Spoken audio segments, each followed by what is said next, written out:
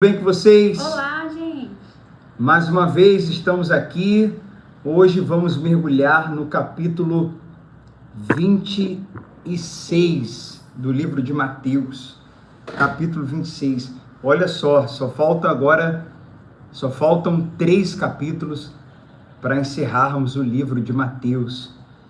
E uma coisa que tem me deixado muito feliz, muito contente, é que de vez em quando chega uma notificação de alguém fazendo um comentário lá no primeiro vídeo, né?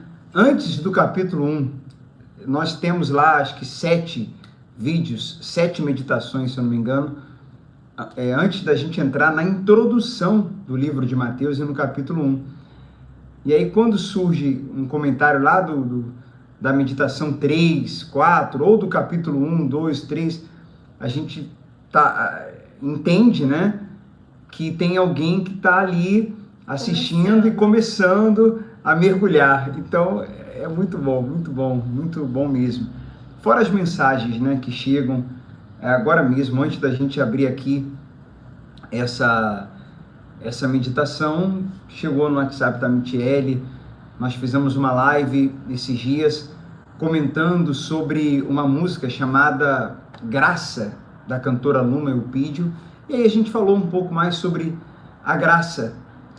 E a mensagem, né, que chegou no teu zap é de alguém dizendo, nossa, como... Saiu 1 tonelada de peso das minhas costas e realmente é libertador, né?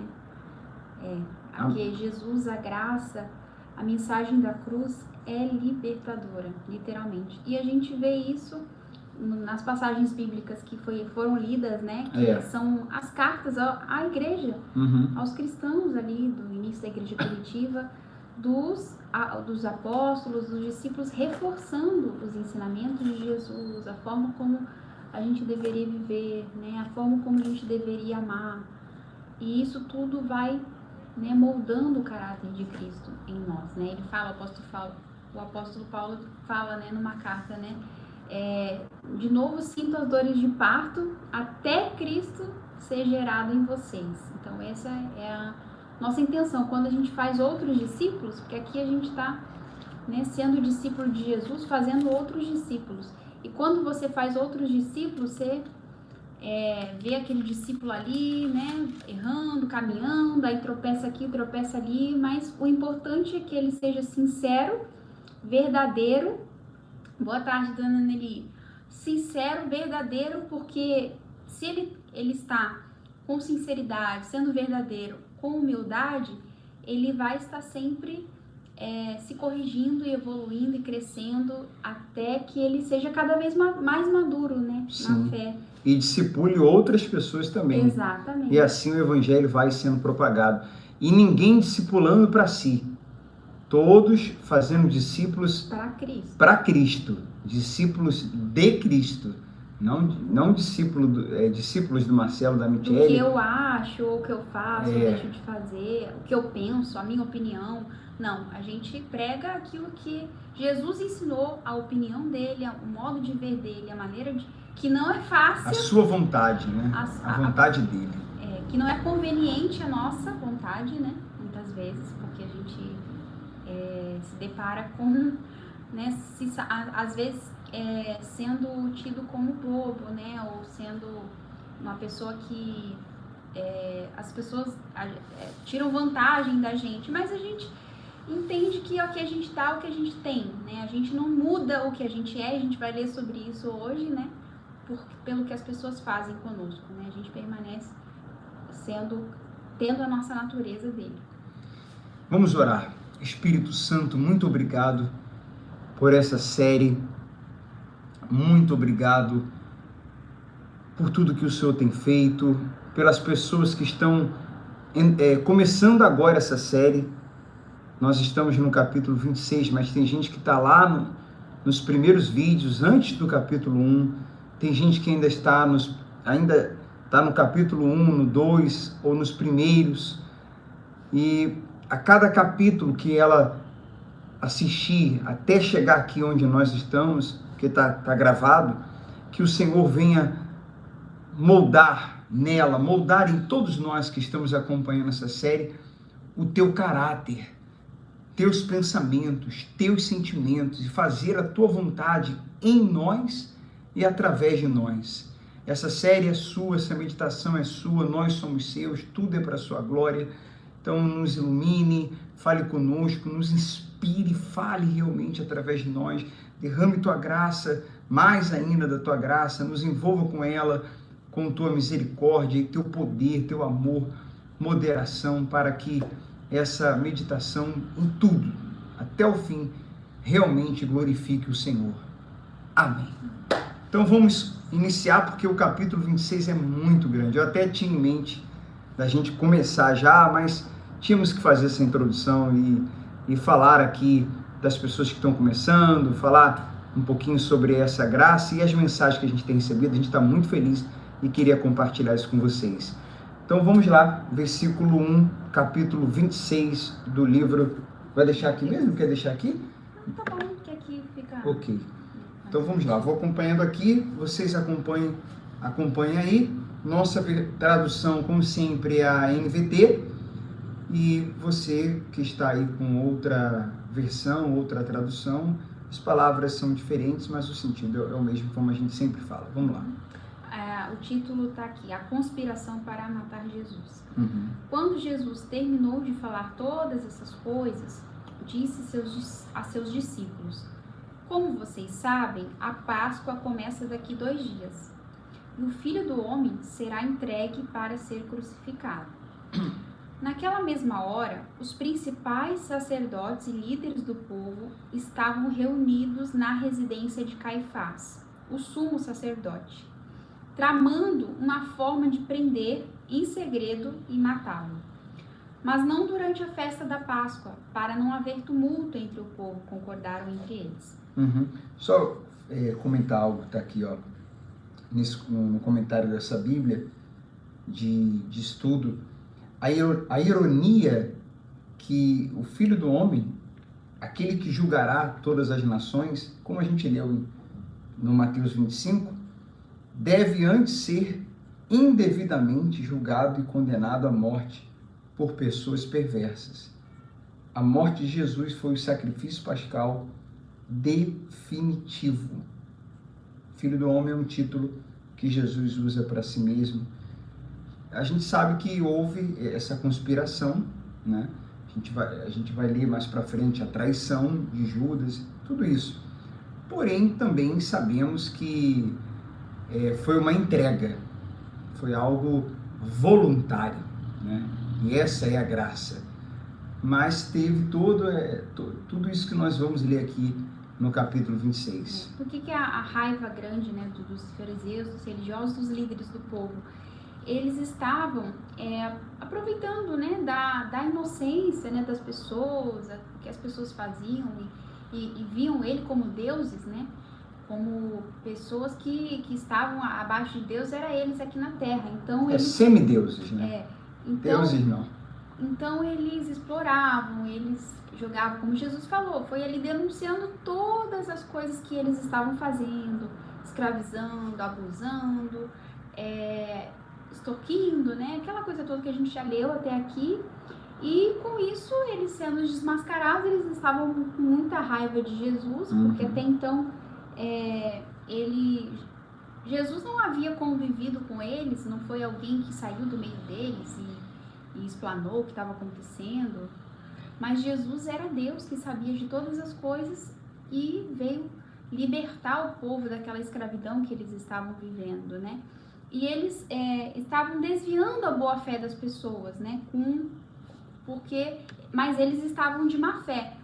Então, a raiva toda deles, né, era essa. E eles estavam macumunados, né? A gente leu lá no início, né, Marcelo, falando que João Batista, que era da descendência, oficialmente ele era, para ser naquela época, o sumo sacerdote, pela descendência, pelos critérios que tinha-se na época. Então era João Batista para ser o sumo sacerdote. Mas como aqueles religiosos estavam corrompidos e macumunados com o sistema político, então ele não pôde nem se envolver com aquela turma lá.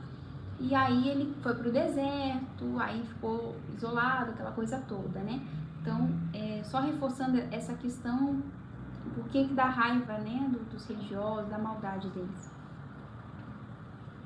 Vamos lá, pode Jesus seguir. é ungido em Betânia. Enquanto isso, Jesus estava em Betânia, na casa de Simão. Então, quando eles estavam lá, né, na casa de Caifás, Jesus estava em Betânia, na casa de Simão, o leproso. Quando ele estava à mesa, uma mulher entrou com um frasco de alabastro contendo um perfume caro e derramou o perfume sobre a cabeça dele. Ao ver isso, os discípulos ficaram indignados. Que desperdício! Disseram eles. O perfume poderia ser vendido por um alto preço e o dinheiro dado aos pobres. Jesus, sabendo do que falavam, disse: Por que criticam esta mulher por ter feito algo tão bom para mim? Vocês sempre terão os pobres em seu meio, mas nem sempre terão a mim. Ela derramou este perfume em mim a fim de preparar meu corpo para o sepultamento. Eu lhes garanto, onde quer que as boas novas sejam anunciadas pelo mundo, o que esta mulher fez será contado e dela se lembrarão. O frasco de alabastro, contendo um perfume caro, era um tipo de bálsamo para sepultamento. Feito de nardo da Índia, o valor desse frasco de perfume correspondia ao salário de quase um ano de trabalho. E os discípulos ficaram indignados. Lá em João, no capítulo 12, versículo 4, indica que Judas Iscariotes incitou essa reação, né, dos discípulos. E essa preocupação com os pobres, na verdade ali, se ela fosse genuína, a preocupação com os pobres, obviamente, é nobre, né? É boa, mas, na verdade, nesse comentário que nós vemos, e por causa de todo o contexto, né? Depois Jesus sendo traído por 30 moedas pelo mesmo Judas, a gente compreende que nesse contexto a preocupação, na verdade, dele era consigo. E isso é exatamente o oposto. Gente, até aqui não fala em Mateus, mas lá em Lucas ou Marcos, né, se eu não me engano, que fala que especifica quem falou isso foi Judas, né? Eu acabei de dizer que João diz que dá a entender que quem citou essa raiva nos discípulos foi Judas. Mas, gente, olha só, o oposto se preocupar consigo mesmo é o oposto de Jesus. É o oposto do Evangelho. Porque se vocês, inclusive sugiro que anotem, assim que você tiver oportunidade, leia Filipenses capítulo 2 com calma. Mergulhe lá em Filipenses 2. E você, em todo o Evangelho, em Filipenses 2 e em todo o Evangelho, em tudo que nós já lemos, todas as meditações que já foram feitas até hoje, você vê Jesus agindo em prol do outro, servindo o outro. Você vê Jesus sendo quem ele descendo completo, não é nem descendo muito, descendo completamente. Só o fato dele ter vindo em forma humana, já mostra isso. E Filipenses vai falar com profundidade sobre isso. E ele que era Senhor, veio servir, veio como servo. Então, essa preocupação, toda vez que você observar em si ou nas pessoas, ou em algum trabalho, né, igrejas, um trabalho que gira em torno de si, uma mensagem que gira em torno de si, que aponta para si, que se coloca no centro, como a gente já vem falando, isso não é de Jesus, porque Jesus é o amor, Jesus é a humildade, Jesus é o outro, é o dar, é o se preocupar com o outro, é servir ao outro e não aos seus próprios interesses. Então, é exatamente isso que os líderes religiosos faziam, serviam aos seus próprios interesses, como a gente já falou bastante aqui, e o comentário de Judas é um comentário de alguém que está preocupado consigo mesmo, e não com os pobres. E não com os pobres. Então, isso vale a pena a gente ressaltar aqui. Vamos lá? Então, Judas Iscariotes, um dos 12, foi aos principais sacerdotes e perguntou: quanto vocês me pagarão se eu lhes entregar Jesus? E eles lhe deram 30 moedas de prata. Daquele momento em diante, Judas começou a procurar uma oportunidade para trair Jesus. A última Páscoa. No primeiro dia da festa dos pães sem fermento, os discípulos vieram a Jesus e perguntaram: onde quer que preparemos a refeição da Páscoa? Ele respondeu: assim que entrarem na cidade, verão um determinado homem. Digam-lhe: o mestre diz, meu tempo chegou e comerei em sua casa a refeição da Páscoa com os meus discípulos. Então os discípulos fizeram como Jesus os havia instruído e ali prepararam a refeição da Páscoa. Ao anoitecer, Jesus estava à mesa com os 12 discípulos. Enquanto comiam, disse: eu lhes digo a verdade, um de vocês vai me trair. Muitos aflitos, eles protestaram um após o outro: certamente não serei eu, Senhor. Jesus respondeu: um de vocês acabou de comer da mesma tigela comigo, vai me trair.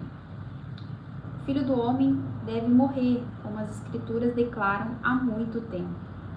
Mas que terrível será para aquele que o trair. Para este homem seria melhor não ter nascido.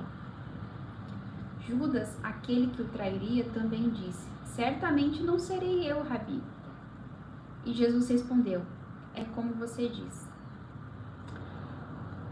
Enquanto comiam, Jesus tomou o pão e o abençoou. Em seguida, partiu o em pedaços e deu aos seus discípulos, dizendo: tomam e comam, porque este é o meu corpo. Então tomou o cálice de vinho e agradeceu a Deus. Depois entregou-o aos discípulos e disse: cada um beba dele, porque este é o meu sangue, que confirma a aliança. Ele é derramado como um sacrifício para perdoar o pecado de muitos. Prestem atenção ao que eu lhes digo: não voltarei a beber vinho até aquele dia em que com vocês beberei vinho novo no reino do meu Pai. Então cantaram um hino e saíram para o Monte das Oliveiras. Há um plano, né? Havia um plano. A gente sempre está dizendo isso aqui porque é o que a Bíblia nos mostra, que Deus é um Deus de planos. Então, essa traição, tudo que a gente está lendo aqui, e nós vamos ler ao longo desse capítulo e os outros, antes de encerrarmos o livro de Mateus, isso fazia parte de um plano soberano, um plano de um Deus soberano. E aqui fica claro, né? Já está ficando claro que Judas iria o trair. Pela resposta de Jesus, a gente... porque agora, hoje, lendo, a gente sabe que ele era o traidor. Mas se colocando ali, Michele, no lugar dos discípulos, ali naquela situação, naquela mesa, né, naquele momento de confiança, de relacionamento que ele estava com os discípulos, pelo diálogo ali, pela resposta que Jesus deu a ele, ali já dava para perceber que ele seria o traidor. E isso nos leva à reflexão de discípulo, como a gente abriu aqui a meditação hoje falando, ser um discípulo de verdade, ser um discípulo de verdade, focar em Jesus e nenhuma outra coisa, porque o contexto nos mostra que Judas era focado nas coisas materiais, uma pessoa gananciosa. Ele estava seguindo por interesse, né? Exatamente. Não por amor. Né?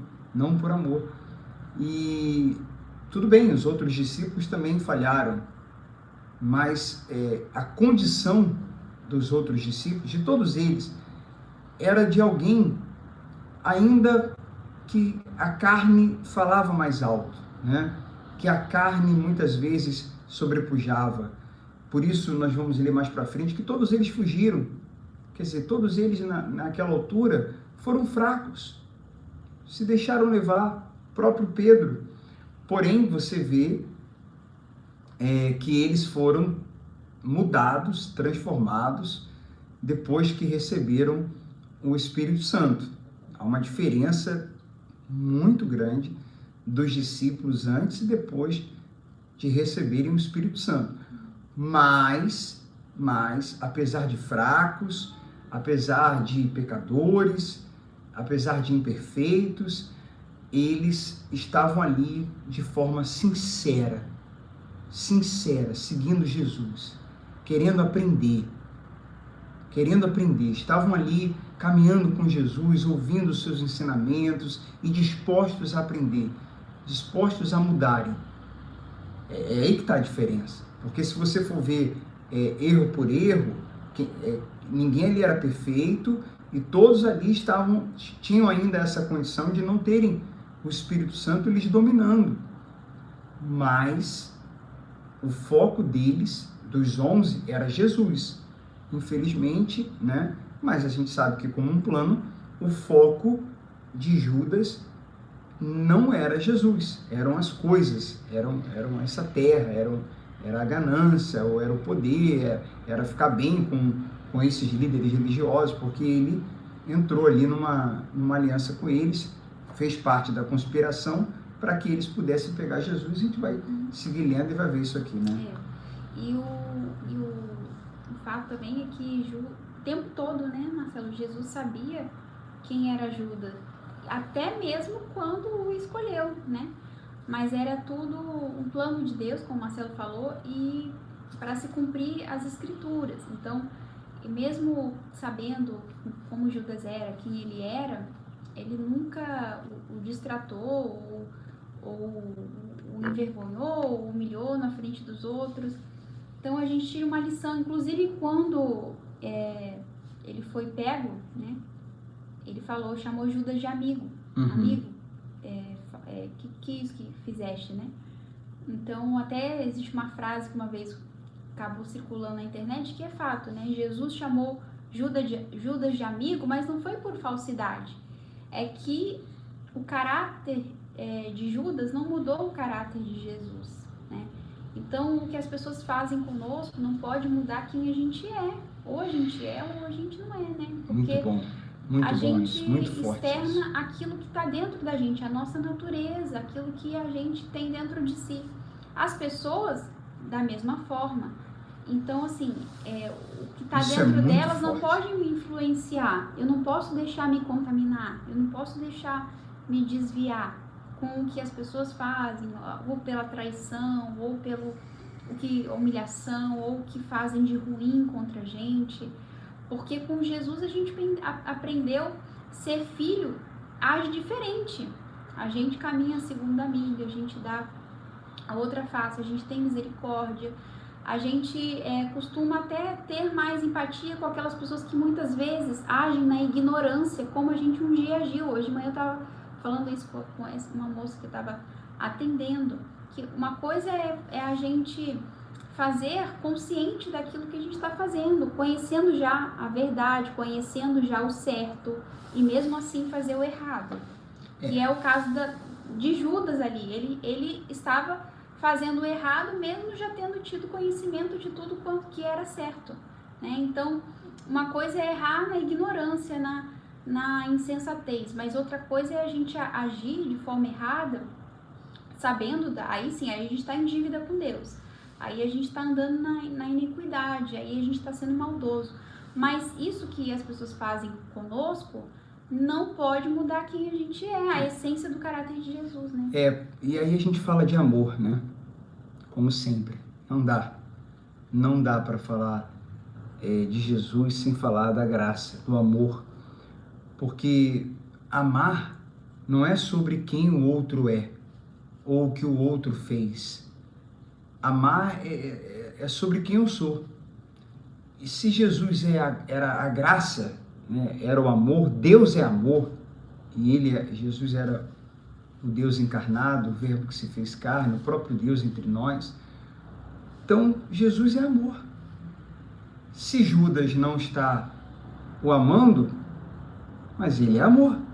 Se Judas está o traindo, mas ele é amor.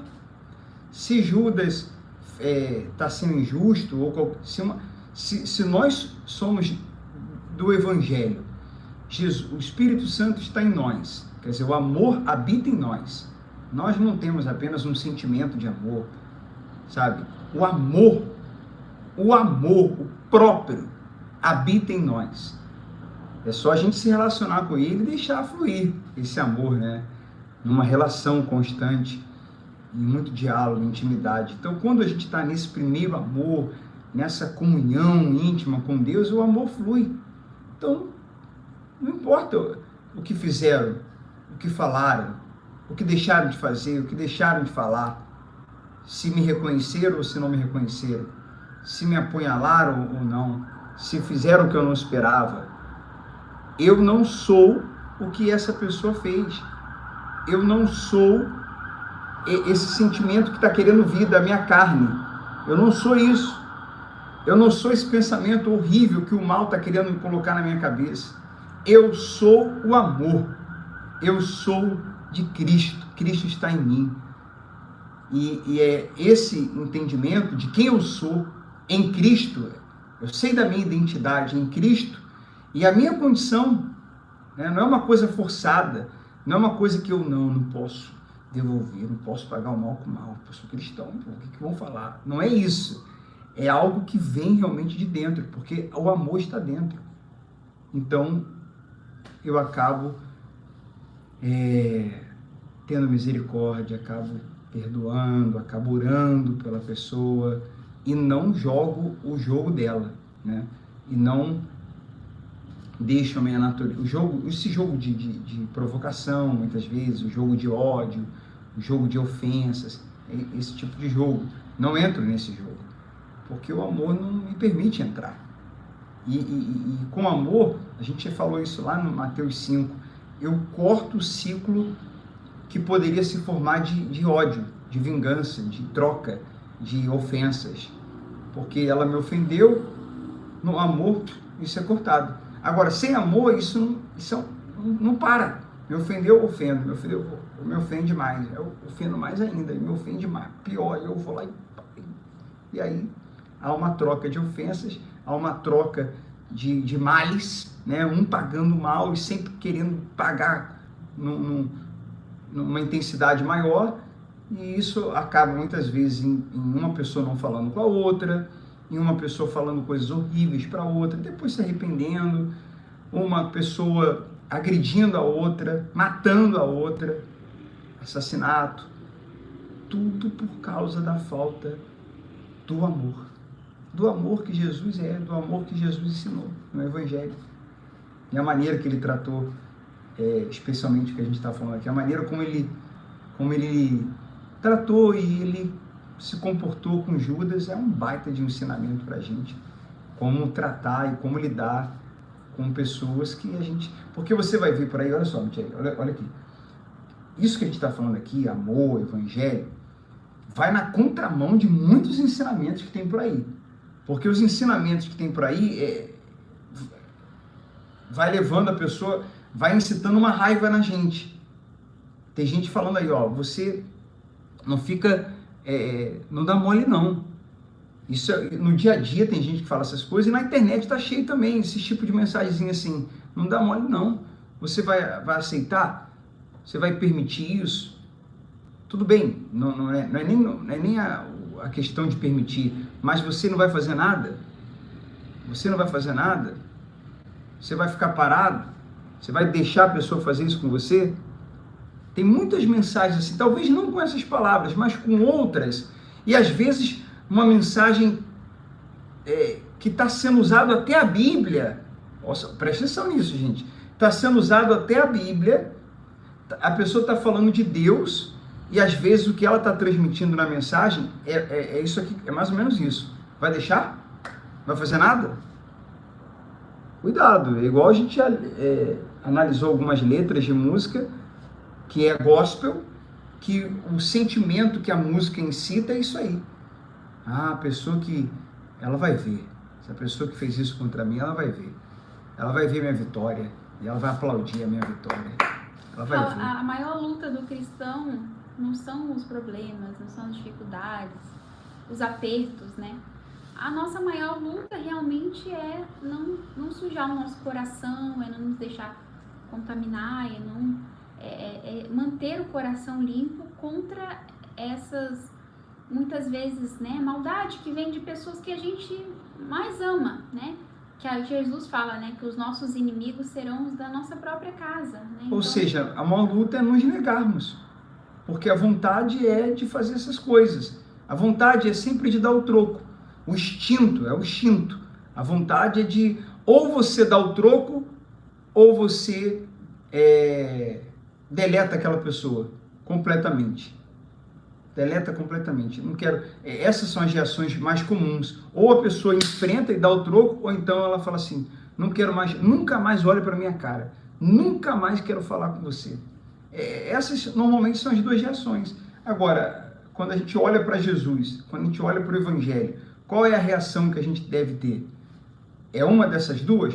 Não é. Não é. É claro que a gente, dentro de todo esse amor que a gente está falando, pureza, graça, a gente tem que ser prudente. A gente tem que, muitas vezes, nos posicionarmos no sentido de não permitir que as pessoas abusem em certas situações e também não significa que a gente vai ter relacionamento íntimo e constante com alguém que está nos fazendo mal. aí Então a gente dá uma afastada em alguns casos, só completando, a gente dá uma afastada em alguns casos para o nosso próprio bem, até para a gente não perder a cabeça, mas isso não significa guardar mágoa e nem tratar a pessoa mal, tratar do mesmo jeito que ela nos tratou. É só uma afastada para você guardar o seu próprio coração, que também é algo bíblico, né? Guardar o coração. E entra aquele outro ensinamento que a gente já leu em algumas meditações lá atrás, né? Que se o meu irmão pecar contra mim, então eu tenho que chamá-lo, tentar resolver com ele, né? E se ele não ouvir, aí sim eu chamo 2 testemunhas, tento resolver de novo. Aí se não resolver, aí eu chamo a liderança. No contexto de igreja, né? chamo quem tem que chamar na igreja, mas eu sempre vou tentando resolver. E lá fora a mesma coisa, né? Eu tenho alguma pessoa que não é da igreja, eu tento resolver com ela. Não conseguindo resolver, eu vou ter que ir para os tribunais, né? Eu vou ter que buscar um juiz que julgue a minha causa, alguém competente a isso. Então, e até mesmo alguém que põe a outra na justiça, mas sem... Sim, a pessoa pode estar colocando por uma questão de justiça, mas ela está com o coração limpo. Ela está tranquila, ela não tem realmente nada contra a outra. Ela até, inclusive, tentou resolver antes de tomar essa atitude. Então... porque tem situações que são pertinentes, né? Como que eu avalio isso, né?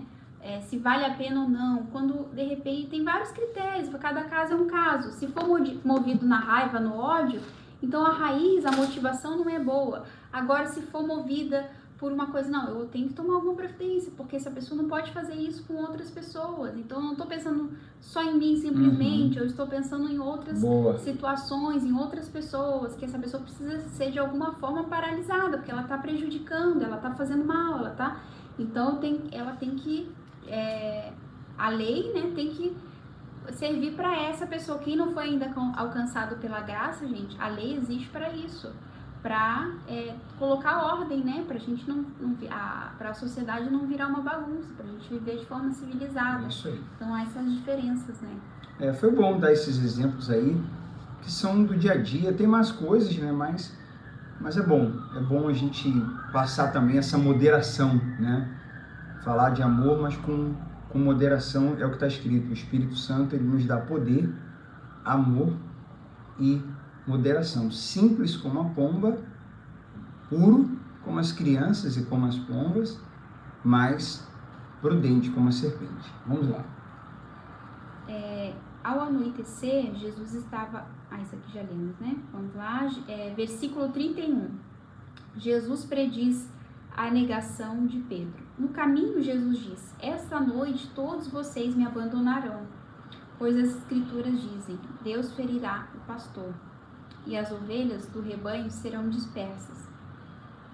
Mas, depois de ressuscitar, irei adiante de vocês a Galileia. Pedro declarou: pode ser que todos os outros o abandonem, mas eu jamais o abandonarei. Esse Pedro era um barato. Você vai comentar isso agora ou Depois, vamos seguir, porque esse capítulo é muito grande. Vamos seguindo, depois a gente comenta. Jesus respondeu: eu lhes digo a verdade, Pedro, essa mesma noite, antes que o galo cante, você me negará 3 vezes. Pedro, no entanto, insistiu: mesmo que eu tenha de morrer ao seu lado, jamais o negarei. E todos os outros discípulos disseram o mesmo. Tem que comentar, porque aqui ele vai entrar no Getsemane, mas vamos comentar aqui de forma mais objetiva. Gente, um ponto, foi o que eu falei já, que esses discípulos eram sinceros, menos o Judas, mas a condição dele, a natureza deles ainda não era transformada. Por isso que eles tinham essa reação.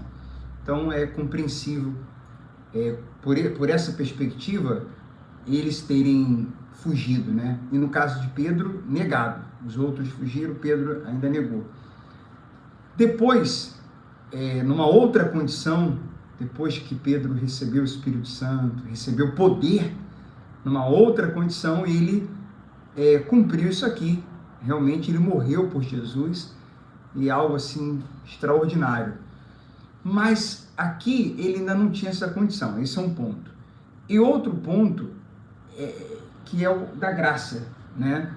Que nós normalmente, o Evangelho, né, a graça, nos faz corresponder, né, ou responder a algo que alguém fez primeiro. Então, eu sou generoso. Jesus ainda não tinha ido, estava a caminho, mas ele não tinha ainda morrido. Não tinha morrido ainda por nós. Não tinha morrido ainda por Pedro. Mas depois esse mesmo Pedro morreu de cabeça para baixo, ali crucificado, por Jesus. Mas ele morreu por Jesus porque Jesus havia morrido por ele primeiro. Nós respondemos ao que foi feito primeiro. A gente é generoso porque Jesus foi generoso primeiro. A gente é misericordioso porque Jesus foi misericordioso primeiro. Em nós vai sendo desenvolvido um amor por Jesus porque Ele nos amou primeiro. Então, além da condição, tem também a questão de que Jesus ainda não tinha concluído, né, esse plano e essa graça. Uma vez feito isso, essa graça encheu Pedro, e aí depois, mais para frente, como eu disse, a história foi outra, né? Quer comentar alguma coisa ou podemos seguir? Não, a questão da autoconfiança, né? Do Bom Pedro, falar né? sobre de isso. afirmar que não ia negar e tal.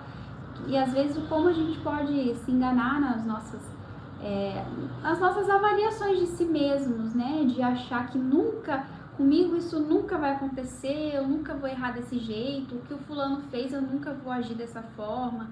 E isso é muita petulância da nossa parte, né? Achar, porque também a gente tem que estar sempre consciente, vigilante. Lá na frente Jesus fala, né? A carne é fraca, mas o espírito está pronto. Então vocês têm que vigiar e orar para não caírem em tentação, porque a carne é fraca. Então o que ele estava querendo dizer?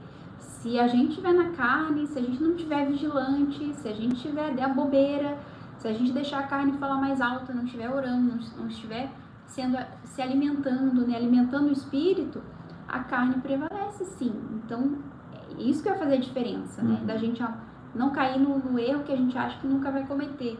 Se eu estiver orando, se eu estiver vigiando, se eu estiver fazendo o que tem que ser feito, senão a minha carne prevalece sim. Então, e a gente não pode ter essa autoafirmação que nunca, dessa fonte nunca beberei. A gente não sabe, a gente não tem que estar vigilante para não cair. O que o outro, o pecado do outro, que o outro aconteceu, o que ele fez ou deixou de fazer, pode acontecer comigo sim, se eu não estiver vigiando. E o Evangelho ensina humildade, né? Essa mensagem assim, ó, confie em você, confie em você. Você tem que confiar completamente em você. Essa mensagem que incita a autoconfiança, se isso for exagerado, isso é perigosíssimo, né? porque nós somos dependentes de Deus. Nós confiamos em Deus. Nós confiamos em Deus. Então, é uma moderação, porque se a pessoa também, o outro lado, né, o outro extremo é a pessoa que tem complexo de inferioridade, aquela pessoa que se acha incapaz. Isso é um outro extremo, mas também é um extremo muito perigoso a pessoa confiar demais em si, né? Vamos seguir aí. Jesus ora no Getsemane. Essa é a parte Versículo mais forte. 36, né? 36. Então Jesus foi com eles a um lugar chamado Getsemane e disse: sentem-se aqui enquanto vou ali orar. Levou consigo Pedro e os 2 filhos de Zebedeu e começou a ficar triste e angustiado. Minha alma está profundamente triste, a ponto de morrer, disse ele. Fiquem aqui e vigiem comigo. Ele avançou um pouco, curvou-se com o rosto em chão e orou: meu pai, se for possível, afasta de mim esse cálice. Contudo, que seja feita a tua vontade, não a minha. Depois voltou aos discípulos e os encontrou dormindo. Vocês não puderam vigiar comigo nem por 1 hora? Disse ele a Pedro. Vigiem e orem, para que não cedam à tentação, pois o espírito está disposto, mas a carne é fraca. Então os deixou pela 2ª vez e orou: meu pai, se não for possível, afasta de mim esse cálice, sem que eu beba. Faça-se a tua vontade. Ali Jesus guerreando, né, a carne contra o espírito. Quando voltou pela 2ª vez, encontrou-os dormindo de novo, pois não conseguiram manter os olhos abertos. Foi orar pela 3ª vez, dizendo novamente as mesmas coisas. Em seguida voltou aos discípulos e disse: como é que vocês ainda dormem e descansam? Vejam, chegou a hora. O Filho do Homem está para ser entregue nas mãos dos pecadores. Levantem-se e vamos, meu traidor chegou. Olha só. Nossa, esse capítulo nós estamos no 46. Ele é muito forte, mas é longo, né? Ele fala da angústia, né? Vai até o 75. Vamos seguir, vamos dar uma aceleradinha aqui. Vamos mastigar, vamos continuar mastigando. Não vamos deixar de mastigar, não. Mas mastigar só um pouquinho mais rápido. Uma coisa que não dá pra gente... como a Michele falou, talvez a lição mais forte de todo o capítulo 26 é essa que ela está dizendo, que está escrito aqui que Jesus estava profundamente triste, muito angustiado. Muito bem, na história da igreja, ao longo, inclusive os próprios discípulos ali foram martirizados também, muitos, a maioria, e isso ocorreu na história. A gente sabe de pessoas que estavam indo serem mortas louvando. Não sei se você já leu, já ouviram sobre isso. Isso é muito forte, né? A pessoa está indo ali ser morta e ela está cantando, está louvando a Deus. Muito forte. É de alguém realmente do reino, é de alguém que encarnou o evangelho, que sabe para onde está indo. Sabe que o corpo está padecendo, mas ela vai viver eternamente com Cristo, então está louvando, né? Agora, por que Jesus estava triste? Não era pela crucificação em si, mas porque haveria pela primeira vez uma separação dele com o Pai. Dele que veio em forma humana, com o Pai. Nunca havia se separado. Nunca ele havia se separado dessa natureza, né, sobrenatural, dessa natureza divina. Mas por carregar os nossos pecados, por carregar os seus pecados, os meus, os pecados de toda a humanidade, Jesus ali, o Pai, a presença do Pai, se separaria dele. Ele diz isso na crucificação. Por quê? Oh meu Pai, por que me desamparastes? Por que me abandonastes? Em algumas versões Está escrito, por que me abandonaste? Por quê? Então ele ficou sozinho para que hoje a gente não fique. Ele se separou para que hoje a gente esteja bem juntinho dele, bem juntinho do Pai. Ele carregou os nossos pecados para que hoje fôssemos perdoados. Então essa separação do filho com o pai é que angustiou demais o filho. E essa angústia que está no coração das pessoas que estão longe de Deus, que vivem longe de Deus, que tem tudo para ser feliz e não é. É uma angústia que elas não conseguem explicar, porque não falta um monte de coisas, não falta, mas falta a presença do Pai. Jesus sentiu isso por amor a nós, porque não tinha como o Pai ficar ali, continuar com ele, ele carregando tantos pecados. Então isso fazia também parte do propósito, do plano de Deus. Então é por isso que Jesus, não pela crucificação apenas, ou não pela crucificação em si, mas por causa dessa separação que foi feita para que a gente se aproximasse. Então isso é motivo de muita gratidão, de muita glória, de muito aleluia.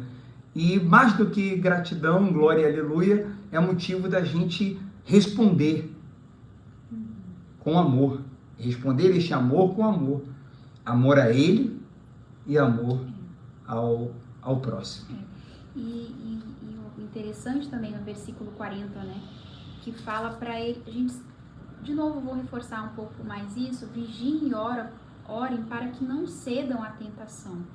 Porque muitas vezes a gente vai passar por angústias para fazer a vontade de Deus, que vai contra a nossa vontade, né?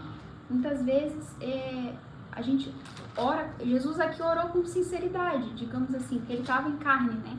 Então a carne ali estava gemendo, estava profundamente angustiada, triste, e ali naquele momento de tentação ele estava dependendo do Pai, mas foi sincero: Pai, se possível for, passa de mim esse cálice.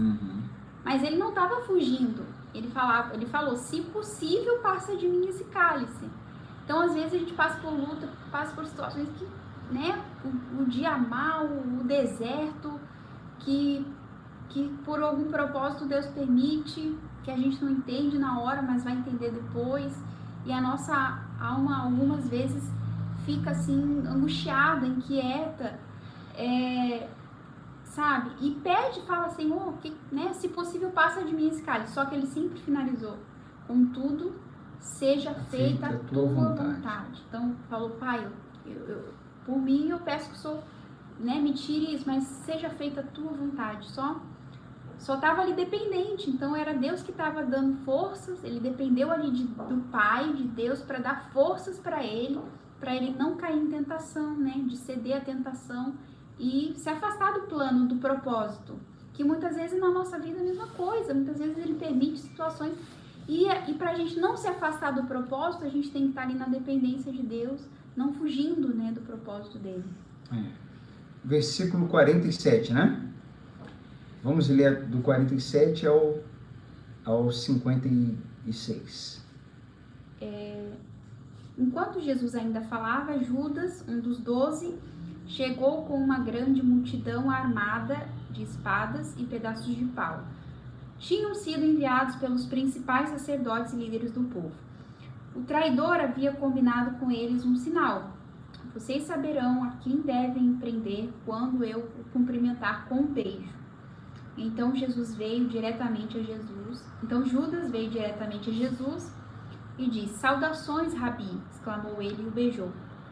E aí, versículo 50, Jesus disse: amigo, faça uma vez o que veio fazer. A gente até comentou isso. Então, os outros agarraram Jesus e o prenderam.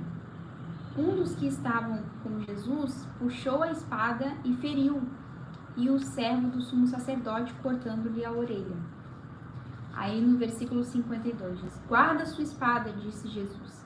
Os que usam a espada morrerão pela espada. Você não percebe que eu poderia pedir a meu Pai milhares de anjos para me proteger e ele os enviaria no mesmo instante?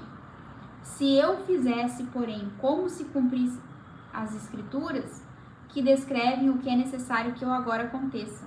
Quer dizer, como se cumpririam as Escrituras? Se cumpririam, né, as Escrituras. Havia um plano, havia uma profecia, havia uma Escritura que deveria se cumprir. Um plano que deveria ser cumprido. Então ele não poderia reagir. É por isso que a gente fala, mais do que pego, mais do que traído, na verdade Jesus se entregou. Ele se entregou. E ele fala para, nesse caso aqui, Pedro, né? Rapaz, isso tem tudo a ver com tudo que a gente falou aqui, que eu não vou repetir, com essa questão do amor e também do poder, de não reagir a casos que você, como o Michele falou, a casos que você vai ser tirado como bobo, porque faz parte de um plano de Deus que você não reage, que você deixa para lá, que você... Mas ele tinha poder, então não era na força do braço, né?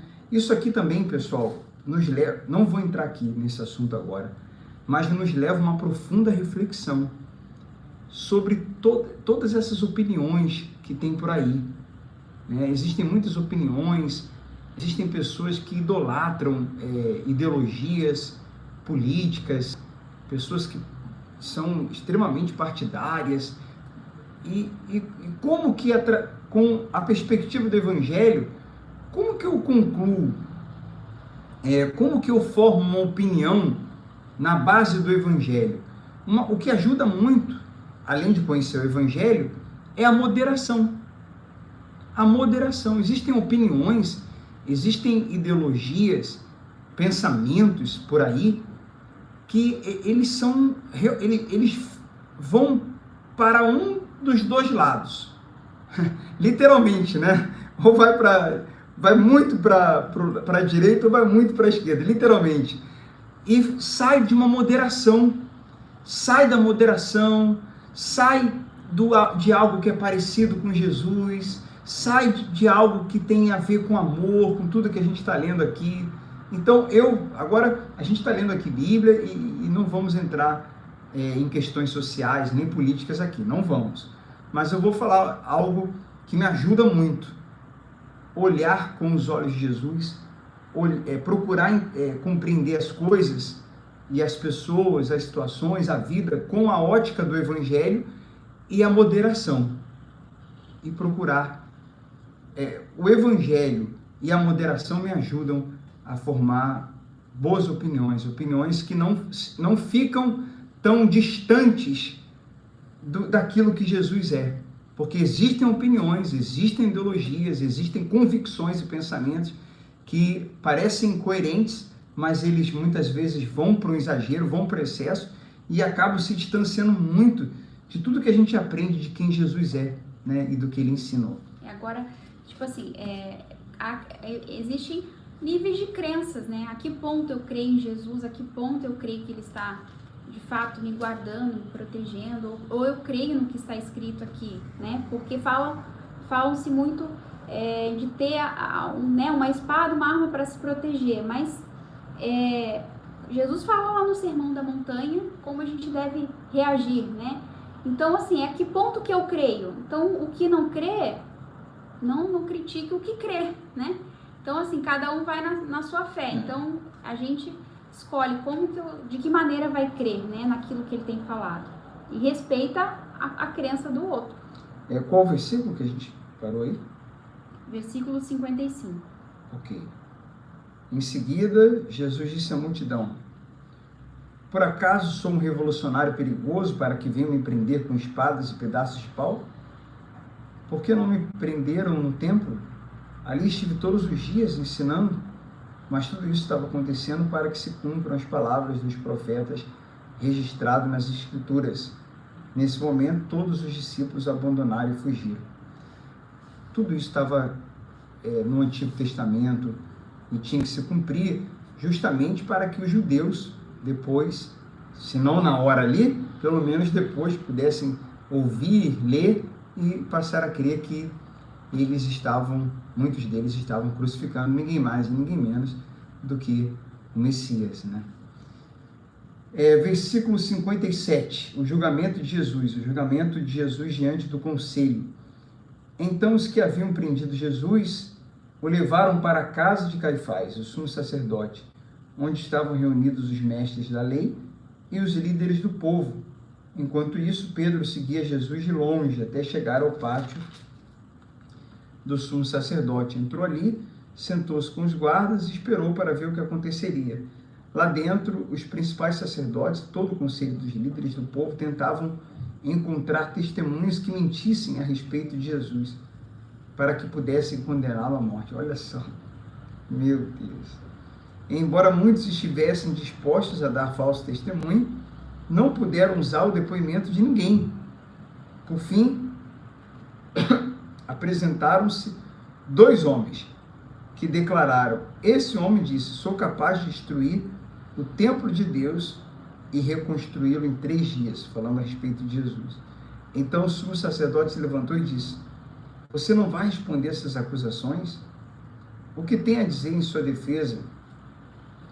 Jesus, porém, permaneceu calado. O sumo sacerdote, ele disse: gente, nós lemos lá em Mateus 21, 22, 23, Jesus falando muito, falando forte, falando palavras duras.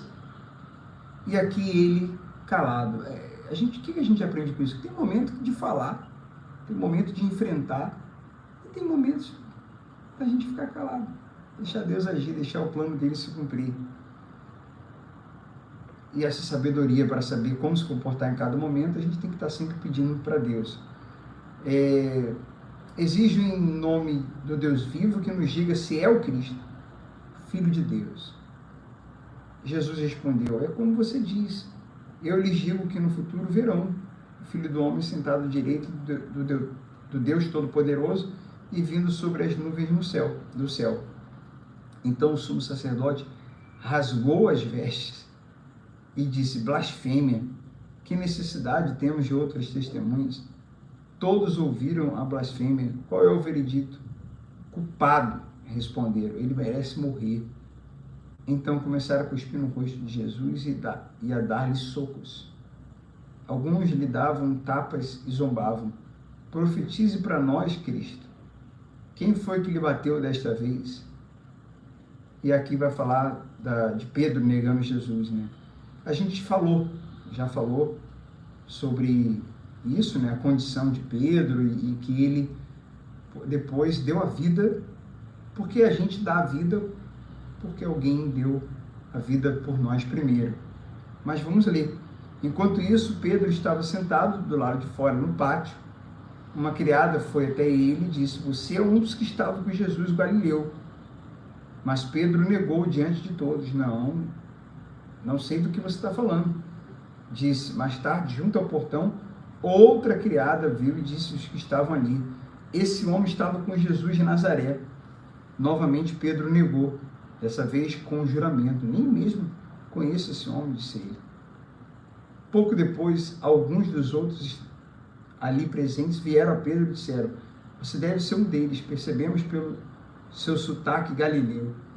Pedro jurou: que eu seja amaldiçoado se eu estiver mentindo. Meu Deus, não conheço esse homem. Imediatamente o galo cantou. Olha. Então Pedro se lembrou das palavras de Jesus: antes que o galo cante, você me negará 3 vezes.